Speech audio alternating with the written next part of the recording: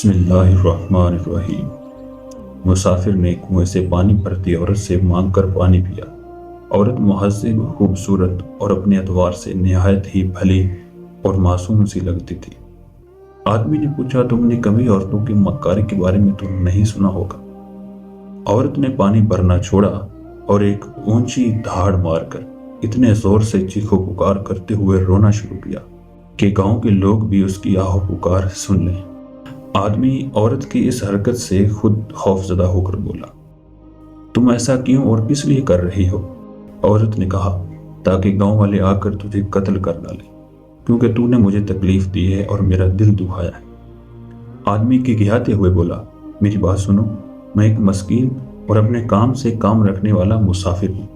मैं भला क्यों कर तुम्हें तकलीफ पहुंचाऊंगा? मैं तो बस तुम्हारी मासूमियत से मुतासिर हुआ था, तो पूछ बैठा कि तुमने तो यकीनन औरतों की मक्कारी के बारे में कभी नहीं सुन रखा होगा। तुम एक मुहज्जिब और हुसीन व जमील औरत हो, मगर मैं खुदा खौफी रखने वाला इंसान हूँ। मुझे तुमसे क्या लेना देना कि मौका पाकर तुमसे बात करने की ख्वाहिश करूंगा। इस बार औरत ने अपना मशकीज़ा उठाकर अपने ऊपर अंडेल कर अपने आप को पानी से तरबतर कर लिया। आदमी की हैरत इस बार और भी दो चंद हो गई। पूछा, अब क्या हुआ कि तुमने इतनी मेहनत से कुएं से निकाला पानी अपने ऊपर डालकर अपने आप को भिगो लिया? अभी ये बात हो ही रही थी कि गांव वाले लोग कुएं तक पहुंच गए।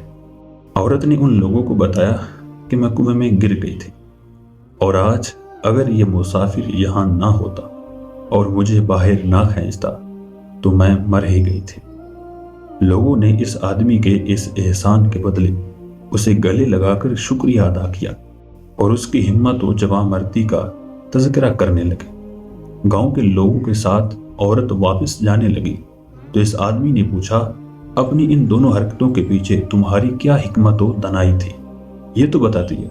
औरत कहने लगी, बस इसी तरह ही हर औरत हुआ करती है। अगर उसे अज़ियत दोगे तो तुम्हें कत्ल करा देने से कम पर राजी नहीं होगी, और अगर उसे राजी और खुश रखोगे तो तुम्हें भी खुशो खुरम रखेगी।